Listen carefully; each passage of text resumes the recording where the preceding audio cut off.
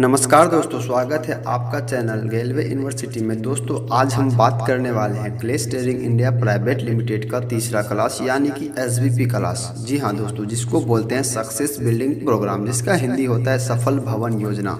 जी हाँ दोस्तों, अगर आपने अभी तक हमारा चैनल को सब्सक्राइब नहीं किया तो चैनल को सब्सक्राइब करें और बेल आइकन को दबाना ना भूलें, ताकि इसी तरह का नोटिफिकेशन आप तक जल्द से जल्द पहुंच सके। दोस्तों मैं ज़्यादा समय न लेते हुए वीडियो को डायरेक्ट स्टार्ट करता हूं।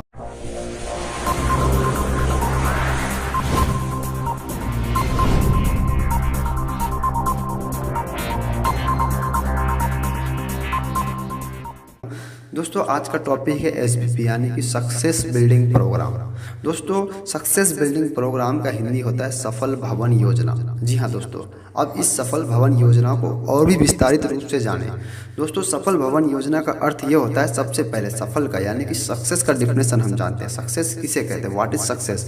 दोस्तों कठिन से कठिन परिस्थितियों को झेलते हुए जो अपने मूल्यवान लक्ष्य को प्राप्त करे और अपनी बुलंदी तक चढ़ जाए, दोस्तों उसे हम सक्सेस कहते हैं। एग्जाम्पल फॉर, आप अभी स्टूडेंट लाइफ है या फिर किसी भी क्षेत्र में आप काम कर रहे हैं, आप भी चाहते हैं अपने क्षेत्र में कामयाब होना। कहीं ना कहीं कामयाब होने के लिए आपके रास्ते में बहुत सारा ऐसा टर्निंग पॉइंट आता है जिसे देख आप घबरा जाते होंगे, लेकिन वो सारी चीज़ को देखने के बावजूद भी आप उन सारे रास्तों से आगे बढ़ के आप अपने मुकाम तक पहुँचते हैं, तो उसे ही हम सक्सेस कहते हैं। दोस्तों सेम है सक्सेस का डिफिनेशन, चाहे आप बाहर में हो चाहे आप विलेज में हो, सक्सेस का एक ही डिफिनेशन होता है, कठिन से कठिन परिस्थितियों को झेलते हुए जो अपने मूल्यवान लक्ष्य को प्राप्त करे उसे हम सक्सेस कहते हैं। अब सेकेंड नंबर दोस्तों भवन, बिल्डिंग क्या है।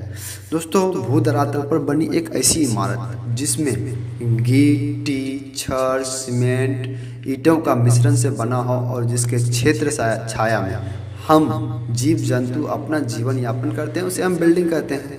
अब तीसरा पॉइंट दोस्तों प्रोग्राम। प्रोग्राम क्या कहते हैं, प्रोग्राम किसे कहते हैं, दो या दो से अधिक व्यक्ति एक साथ बैठकर किसी काम के बारे में विचार विमर्श करें और उससे जो अंतिम निष्कर्ष निकले उसे हम प्रोग्राम कहते हैं। एग्जाम्पल फॉर, आप अपने दोस्तों के साथ कहीं पे बैठे कहीं जाने की एक प्लानिंग कर रहे हैं।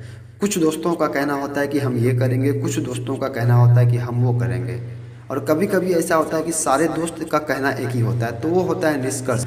अब दोस्तों एसबीपी को 3 भागों में बांटा गया है। जी हाँ, एसबीपी को 3 भागों में बांटा गया है। सबसे पहला एजुकेशन, नंबर दूसरा रूल एंड रेगुलेशन और नंबर तीसरा जो है लिस्ट। हम ये तीनों चीज़ों के बारे में खुलकर बात करने वाले हैं। दोस्तों सबसे पहले हम बात करते हैं एजुकेशन। दोस्तों एजुकेशन को भी 4 भागों में बांटा गया है। शॉर्टकट में नाम लूँ तो 4 भाग का नाम यह है TTMT। जी हाँ, TTMT।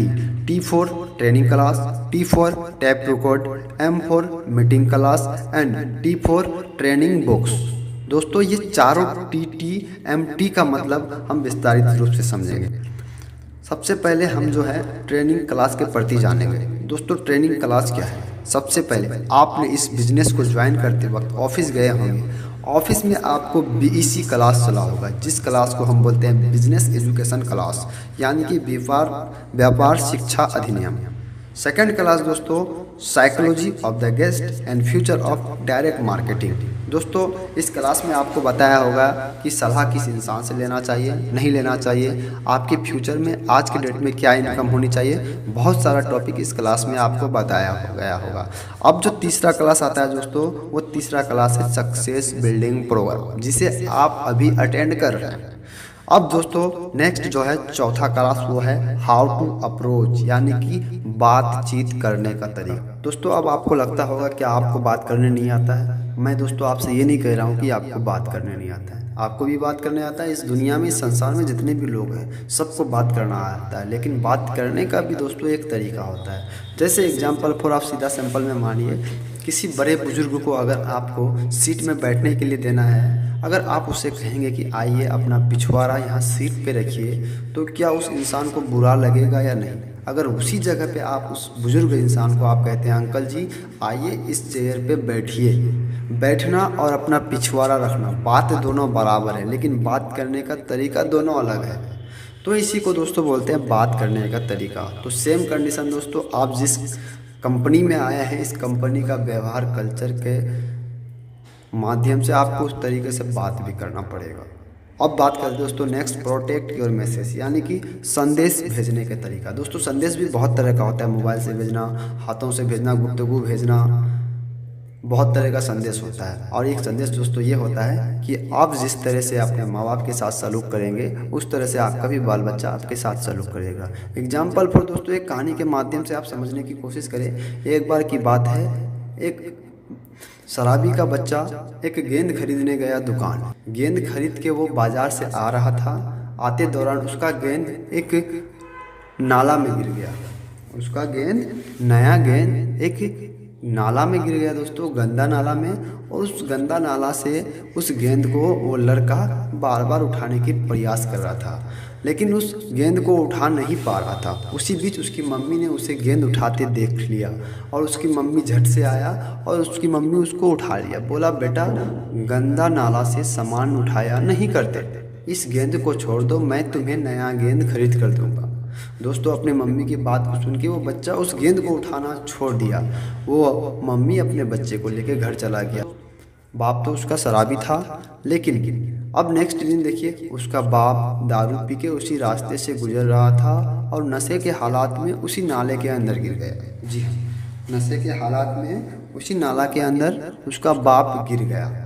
लेकिन उसकी माँ को पता जब चला कि इसका बाप नाले में गिर गया है, तो उसका माँ घर से दौड़ा दौड़ा आया और बाप को उठाने लगा। लेकिन उसके उसी दौरान, उठाते दौरान उसका बच्चा देख लिया, जिस बच्चा का गेंद उसी नाले में गिरा था। तो वो बच्चा दौड़ के आया, बोलता है, मम्मी मम्मी पापा को गंदे नाले से क्यों उठा रहे हो? बाज़ार से मैं नया पापा खरीद के लाऊंगा।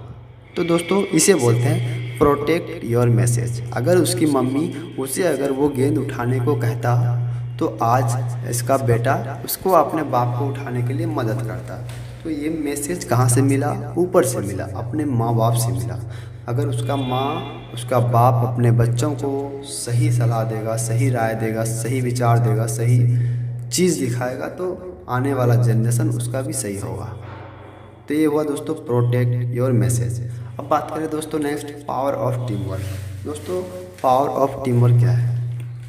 पावर एक टीम वर्क सिंपल समझिए, एक समूह की ताकत। एक समूह की ताकत, अगर आप कमज़ोर हैं लेकिन आपका अगला इंसान बहुत मजबूत है और आप कमज़ोर हैं, लेकिन कमज़ोर मिल करके एक ताकत शक्तिशाली बन सकते हैं। और जो ताकतवर इंसान है वो अकेले कुछ नहीं कर सकता, अकेले चने की भार नहीं फोड़ सकते। किसी भी क्षेत्र में जाएंगे, कामयाब होना है तो आपको एक टीम का होना अति आवश्यक है। सेम सिचुएशन दोस्तों इस ग्लेज बिजनेस में है। अगर आप कामयाब होना चाहते हैं तो आपको टीम के साथ मिलकर रहना पड़ेगा। जो लोग करते हैं, जो आपके बिल्डिंग में रहने वाले दोस्त करते हैं, जो आपको ऑफलाइन करते हैं, उनके साथ मिलजुल के आपको कामयाब होना पड़ेगा। इसी को बोलते हैं टीम वर्क। सिंपल समझिए तो एक रास्ते में बहुत बड़ा पत्थर रखा हुआ है और उस पत्थर को आप अकेले नहीं हिला पा रहे थे, उस वक्त आप क्या कीजिएगा? आपको दोस्तों का सहारा लेना पड़ेगा, एक झुंड बनाना पड़ेगा। तो सिंपल समझिए दोस्तों, झुंड बना के ही आप उस पत्थर को हटा सकते हैं। तो उसी को बोलते हैं टीम। दोस्तों एक टीम का होना उतना ही ज़रूरी है। अब नेक्स्ट दोस्तों बात करें law of average. Law of average क्या होता है दोस्तों? औसत का नियम। बहुत सारे लोग कामयाबी की बुलंदी तक चढ़ता है, नीचे गिरता है, फिर हार मान जाता है। तो दोस्तों इस क्लास में आपको बताया जाता है कि ज़िंदगी में कभी हार नहीं मानना चाहिए, चाहे परिस्थिति जैसा भी हो, क्योंकि हार से घबरा जाने वाला इंसान कभी कामयाब नहीं हो पाता है। तो इसलिए हार ना माने, हमेशा स्ट्रगल करते रहें, कभी ना कभी कामयाबी आपके कदम ज़रूर चूमेगी। अब बात करते हैं दोस्तों SO क्लास, यानी कि सक्सेस ओरिएंटेशन, सफलता की राह। दोस्तों इस क्लास में आपको बताया जाएगा कि एक इंसान कैसे कामयाब होता है, एक इंसान रोड पे रिक्शा क्यों चलाता है और एक इंसान वहीं पे कार क्यों चलाता है, एक इंसान मोटरसाइकिल क्यों चलाता है और वही इंसान करोड़ों में क्यों खेलता है, कुछ इंसान खेल नहीं पाता है। तो इस क्लास में आपको ये सारा चीज़ सीखने को मिलेगा। अब नेक्स्ट दोस्तों first step and right step. First step और राइट स्टेप दो क्लास है दोस्तों। फर्स्ट स्टेप एक अलग क्लास है एंड राइट स्टेप एक अलग क्लास है। फर्स्ट स्टेप क्लास में आपको कंपनी के ऑल डिटेल्स बताई जाएगी। कंपनी का TAN number, PAN number, GST number, service tax number, TIN number, registration number, date of joining, date of birth, company की स्थापना, ये सारा चीज़ आपको फर्स्ट स्टेप में बताई जाएगी। एंड राइट स्टेप में आपको क्या बताया जाएगा कि आप अपने माता पिता, अपने यार दोस्त, अपने फ्यूचर, अपने घर द्वार को छोड़ करके आपने इस ग्लेज कंपनी को, आपने अपने पढ़ाई लिखाई को छोड़कर इस ग्लेज कंपनी, इस ग्लेज इंडस्ट्रीज में पैर दिए हैं। क्या ये फैसला आपके लिए सही है या नहीं, ये सारा चीज़ आपको राइट स्टेप क्लास में बता दिया जाएगा। अब 10वां नंबर की जो क्लास है दोस्तों वो है क्लोजिंग एंड फॉलोअप। दोस्तों ये क्लोजिंग एंड फॉलोअप आप जो ही ये क्लास लेते जाएंगे वो आगे आपको वो क्लास ऑटोमेटिक मिल जाएगा। यूँ ही समझिए तो आप जैसे ही सीनियर बनेंगे वो सारा चीज़ आपको क्लास दे दिया जाएगा। मंडे ऑफ वर्कशॉप यानी कि सवाल और जवाब, सवाल और जवाब का भी क्लास दोस्तों आप समझ ही गए होंगे। सवाल और जवाब क्या, सवाल और जवाब यही क्लास के प्रति आपको देना है, जानना है। समझ पाए दोस्तों। अब बात करते हैं दोस्तों, ये तो हो गया आपका एजुकेशन का टी वर्ड। एजुकेशन में जो आता है TTMT का सबसे पहला टी यानी कि ट्रेनिंग क्लास के बारे में। अब सेकंड टी के बारे में बात करते हैं दोस्तों, जिसका नाम है टैप रिकॉर्ड। जी हाँ, ध्यान रखें, टैप रिकॉर्ड के माध्यम से आप एजुकेशन ले सकते हैं। टैप रिकॉर्ड में क्या क्या आएगा, जैसे आपके कंपनी के फाउंडर डायरेक्टर श्री चेतन हंडा सर ने एक वीडियो बनाई है जिस वीडियो का नाम है 10 सोच। तो दोस्तों वो टैप रिकॉर्ड में ही आता है। तो 10 सोच हो गया, you can heal your life, 10 secret, business presentation a life, ये बहुत तरीके का बहुत सारा मोटिवेशनल टाइप का वीडियो यूट्यूब में रखा हुआ है। वो सारा चीज़ देख के अपने जीवन को और भी आगे बढ़ा सकते हैं। तो ये हो गया दोस्तों आपका टैप रिकॉर्ड। अब बात करते हैं दोस्तों मीटिंग क्लास। TTMT का M वर्ड से होता है मीटिंग क्लास। दोस्तों मीटिंग क्लास क्या होता है, कहीं ना कहीं इस कंपनी में आप आए हैं तो आपको RD बनना है, डायमंड बनना है, ग्लोबल डायमंड बनना है, बहुत सारे पैसा कमाना है। तो कहीं ना कहीं इस कंपनी में ऑलरेडी डायमंड, ग्लोबल डायमंड है, तो उससे मिलने का मौका आपको ज़रूर मिलेगा। तो उससे मिलने के लिए बहुत सारे लोग उत्सुक रहते हैं। अगर उससे मिलना है तो हज़ारों के भीड़ में आपको बैठ के सीखना समझना पड़ेगा, क्योंकि एक डायमंड इतना आसान से नहीं बन पाता। लोग लाखों की अर्निंग आज के डेट में इंडिया में कमाना आसान नहीं है। तो वो इंसान अपने आप को एक गरीब आर्थिक स्थिति से उठकर, एक गरीब फैमिली से बिलोंग करने वाला इंसान उठकर डायमंड, ग्लोबल डायमंड कैसे बना, वो सारी चीज़ अपने जीवन के बारे में बताते हैं। उसी को हम मीटिंग क्लास कहते हैं। ये जल्द ही आपके बीच होने वाला है दोस्तों। आप बहुत ही जल्द उस मीटिंग क्लास में पहुँचने वाले हैं, बस धैर्य रखिए।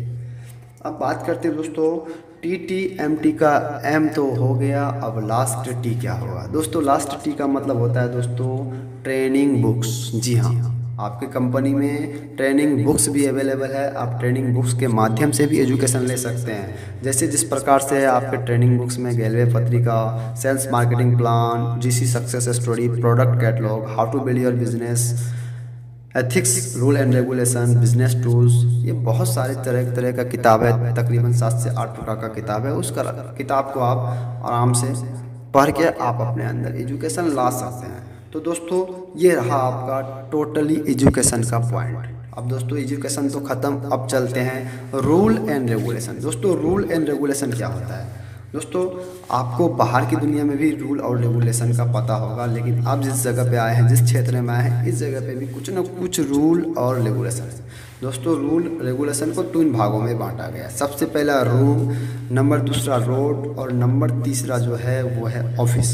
जी हाँ दोस्तों, ये 3 रूल रेगुलेशन में बांटा गया है। सबसे पहले बात करेंगे रूम के बारे में। रूल का रूल रेगुलेशन क्या है। रूल इन द रूम दोस्तों, सुबह 4:30 बजे तक आपको जग जाना चाहिए। दोस्तों ये आपको ब्लैकमेल नहीं किया जा रहा है, ये आपके लाइफ के लिए बताया जा रहा है।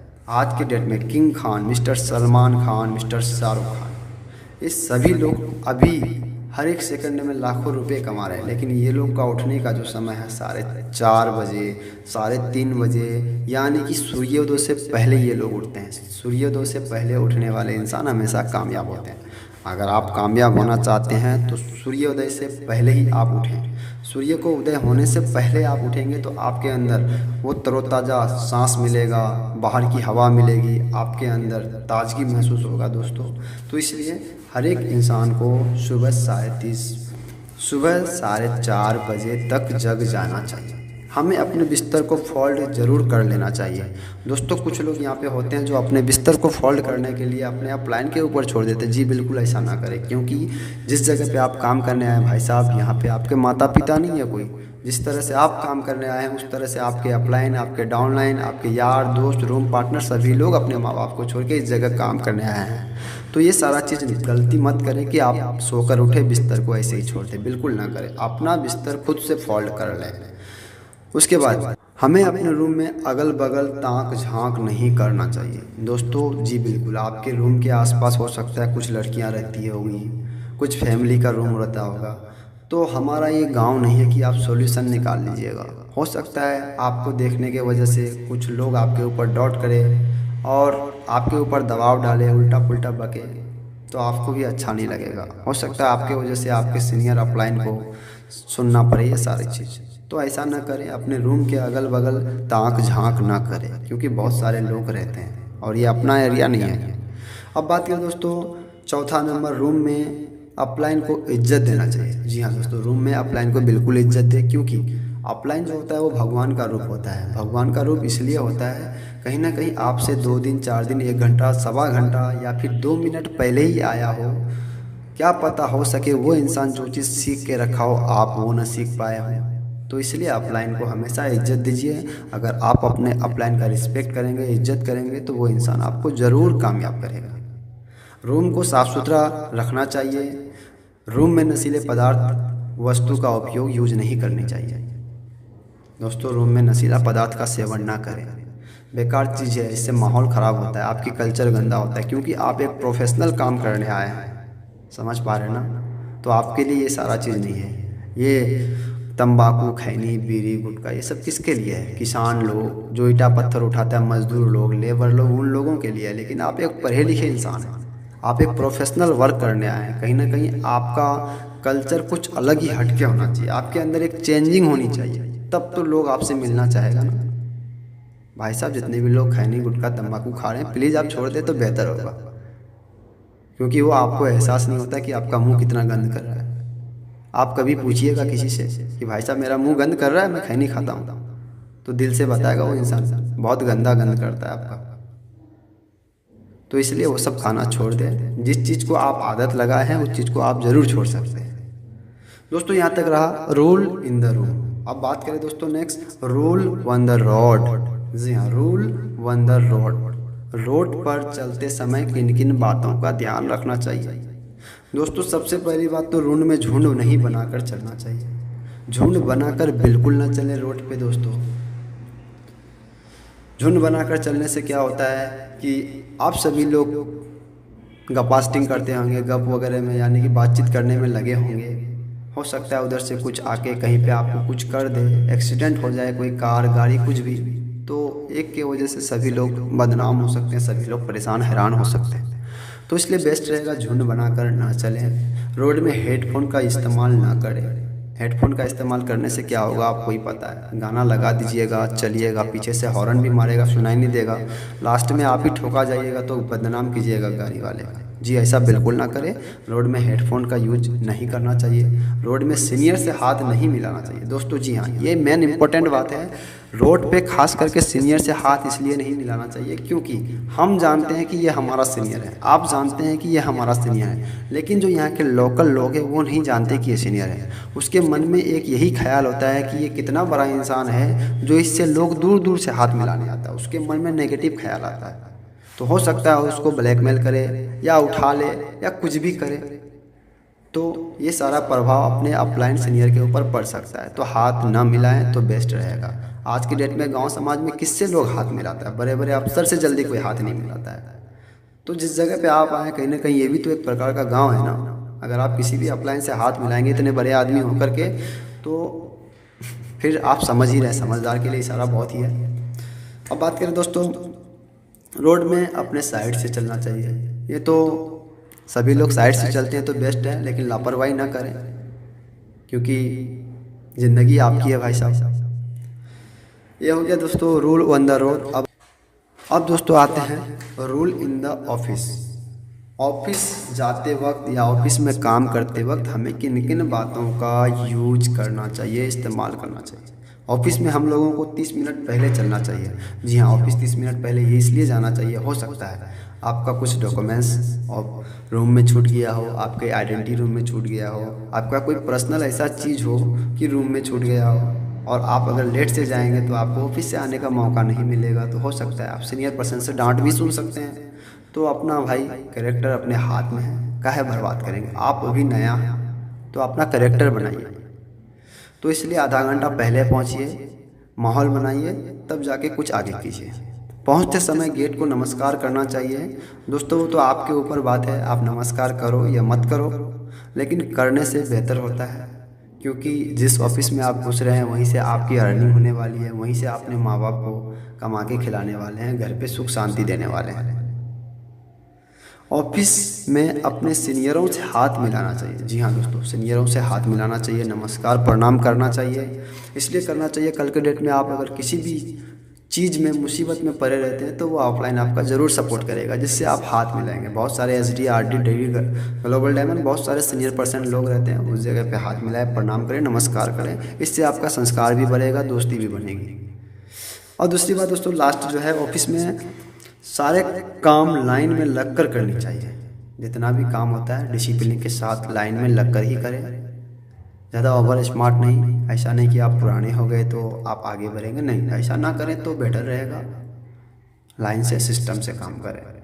ओके दोस्तों अब बात करने वाले हैं खेल या काम कितने प्रकार के होते हैं। दोस्तों आंसर में आएगा खेल या काम 2 प्रकार के होते हैं, एक प्रोफेशनल और एक नॉन प्रोफेशनल।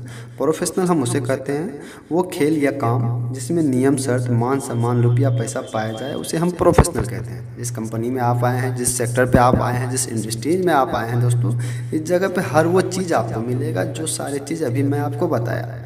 मान सम्मान भी मिलेगा, रुपया पैसा भी मिलेगा, नियम शर्तें भी है, और आपके साथ साथ बहुत सारा कुछ मिल रहा है। तो इसी को हम प्रोफेशनल वर्क कहते हैं। अब दोस्तों बात करते हैं नॉन प्रोफेशनल। नॉन प्रोफेशनल किसे कहते हैं? ठीक उसका उल्टा, वो खेल या काम जिसमें नियम शर्त मान सम्मान ना हो, उसे हम नॉन प्रोफेशनल कहते हैं। प्रोफेशनल का थोड़ा एग्जांपल पर एक कहानी ले लेते हैं। जैसे दोस्तों क्रिकेट खेल हो गया, अगर आप प्रोफेशनल क्रिकेट खेल लेते हैं तो आप अगर बिना ड्रेस का जाइएगा, चड्डी बनियान में जाइएगा तो आपको खेलने नहीं देगा।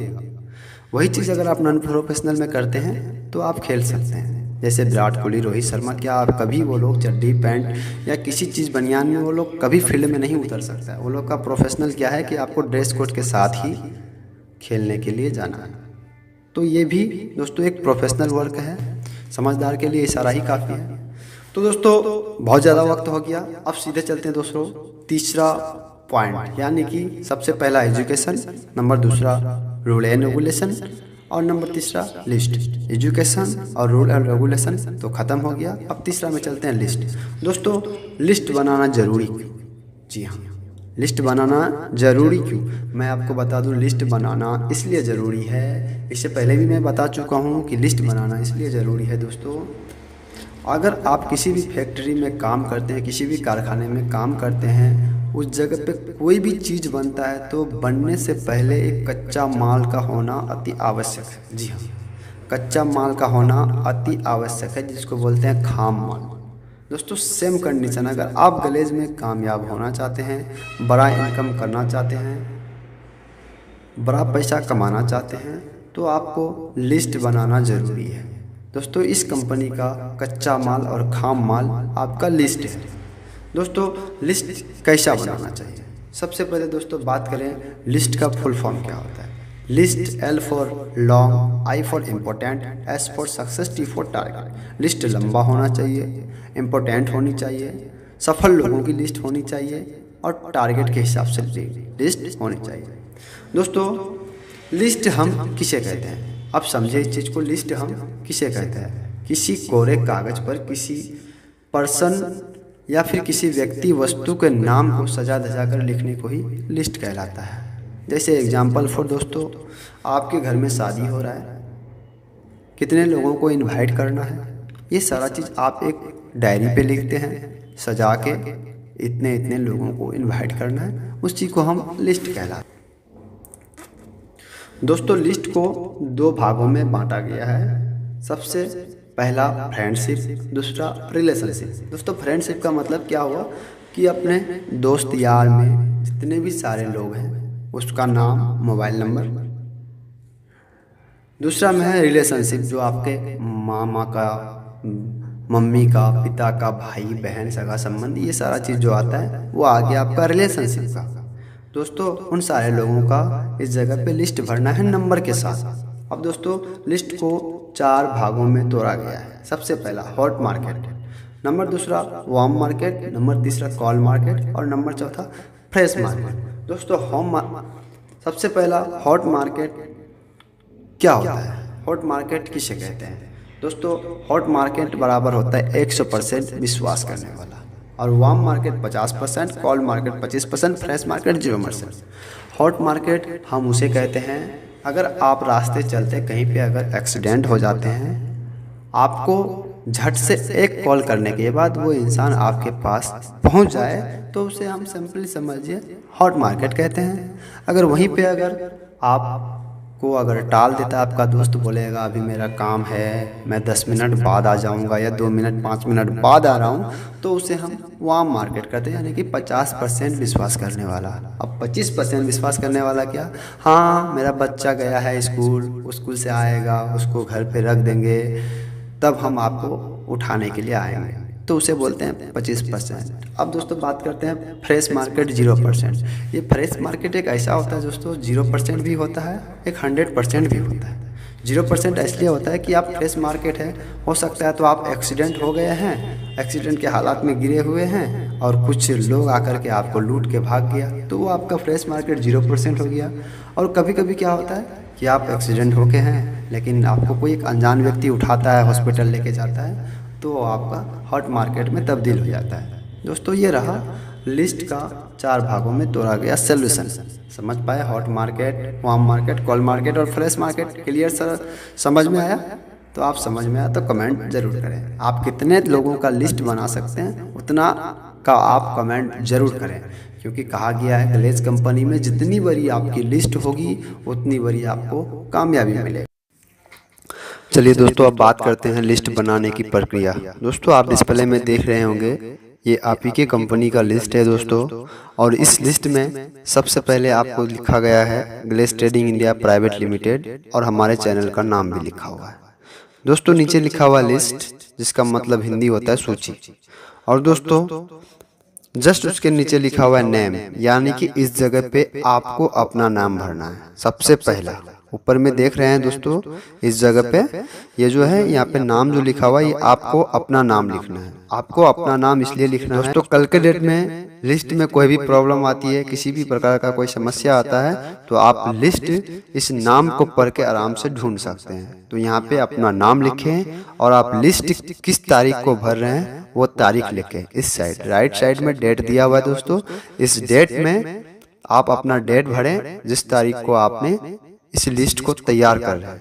अब चलते हैं दोस्तों, इधर लिखा हुआ दोस्तों SR का मतलब होता है सीरियल नंबर। दोस्तों अगर आप बाहर की दुनिया में किसी भी सेक्टर में अगर आप सीरियल नंबर पहले भरते हैं तो 1 2 3 4 5 इस प्रकार से भरते हैं, लेकिन आप जिस प्लेटफॉर्म पे आए हैं, जिस जगह पे आए हैं, यहाँ पे लिस्ट भरने का तरीका कुछ अलग ही है। यहाँ पे आपको 100 से स्टार्ट करना पड़ेगा। जी हाँ, 100 से स्टार्ट करना पड़ेगा, जिसे एग्जाम्पल फॉर 100, 99, 98, 97, 96 इस प्रकार करते हुए नीचे जाना है। और ये नीचे क्यों जाना है मैं उसके बारे में आपको बता रहा हूँ। मान लीजिए आप किसी पेड़ में चढ़ते हैं, चढ़ते वक्त आपको कितना समय लगता है? शायद कुछ न कुछ ज़्यादा समय लगता ही होगा, और उतरते वक्त उससे बहुत ही कम समय लगता है। तो इसलिए हमारे डायरेक्टर सर इसको इसलिए इस प्रकार से बनाने कहे हैं कि पेड़ पर चढ़ने में कठिनाई होती है, यानी कि 1 2 3 से लिखेंगे तो 100 तक पहुंचने में आपको कठिनाई होगी। लेकिन अगर वही चीज़ 100 से स्टार्ट करेंगे, हम 100 से स्टार्ट करेंगे, नीचे आएंगे तो मुझे 1 तक पहुंचने में समय नहीं लगेगा। समझ पाए दोस्तों? सीरियल नंबर आपको हमेशा 100 से भरना है, 100, 99, 98, 97, 96, 95 इस प्रकार का भरते हुए जाना है नीचे तक आपको। अब सेकेंड नंबर में जो है दोस्तों कॉलम में लिखा लिखा हुआ है नेम, आपने यहाँ पे ऊपर जो नेम लिखा हुआ है वो अपना नाम भरा, लेकिन इस नेम के जगह पे आपको उस इंसान का नाम लिखना है जो आपका क्लोजली फ्रेंड हो। ध्यान रहे दोस्तों, इस लिस्ट में ज़्यादा से ज़्यादा हॉट मार्केट का नाम लिखे तो आपके लिए बेनिफिट वाली बातें हैं। हॉट मार्केट मतलब आपको पहले मैं समझा ही चुका हूँ। यहाँ पे नाम लिखना है, जैसे आपके दोस्त या आपके रिलेशन में कोई हॉट मार्केट का ही नाम लिखना है। ज़्यादातर लिस्ट हॉट मार्केट से आप भरें तो बेहतर होगा। दोस्तों आपको यहाँ पे उस व्यक्ति का नाम लिखना है जो व्यक्ति आपके ऊपर बहुत ज़्यादा भरोसा करता है। एग्जाम्पल फॉर, आप अपने भाई का नाम लिखिए। आपका भाई का नाम जो भी है, राम, श्याम, घनश्याम, एनीबडी, कुछ भी, मान लेते हैं राम नाम है, और उसका मोबाइल नंबर देना पर्सनल। और दूसरी बात, उसका एड्रेस लिखना है, गांव का नाम। समझ पा रहे हैं? एड्रेस में उसका गांव का नाम लिखना है और उसकी एज क्या हो रही है। एज पे आपको ध्यान देना आवश्यक जरूरी है दोस्तों। एज पे ध्यान देना जरूरी है क्योंकि उसी व्यक्ति का लिस्ट बनाएं जिसका एज 18 साल से ऊपर के लोग हो। समझ पा रहे हैं? 18 साल से ऊपर और 35 वर्ष से नीचे के लोगों का ही नाम इस लिस्ट पे देना है। इस जगह पे आप उसका एज लिख दिए। उम्र क्या होती है उसका? एज का मतलब होता है उम्र। उसका उम्र इस जगह पे लिखिए। उसके बाद रिलेशन। रिलेशन का मतलब होता है वो इंसान, जिस इंसान का नाम आप इस जगह पे दिए हैं वो आपके रिश्ते में क्या लगता है, जैसे भाई, दोस्त, या फिर स्कूल फ्रेंड, या फिर एनीबडी, कुछ भी। समझ पा रहे हैं? तो वो चीज़ लिख देना है।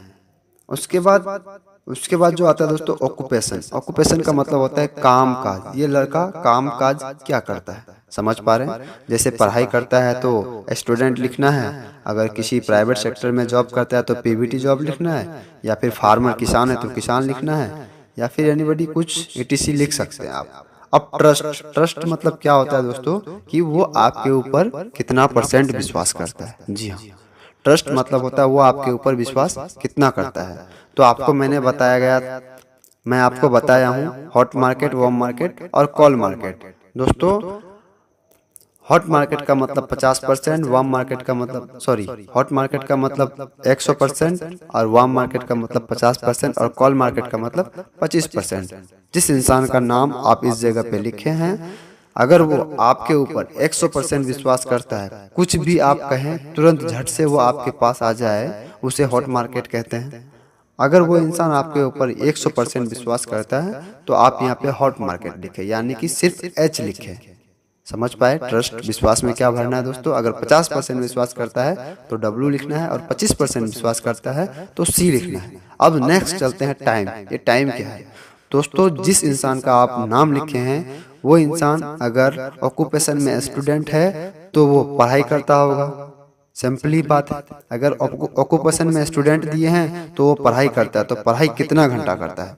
A फॉर 12 घंटा, B फॉर 8 घंटा, C फॉर 4 घंटा। समझ पा रहे हैं?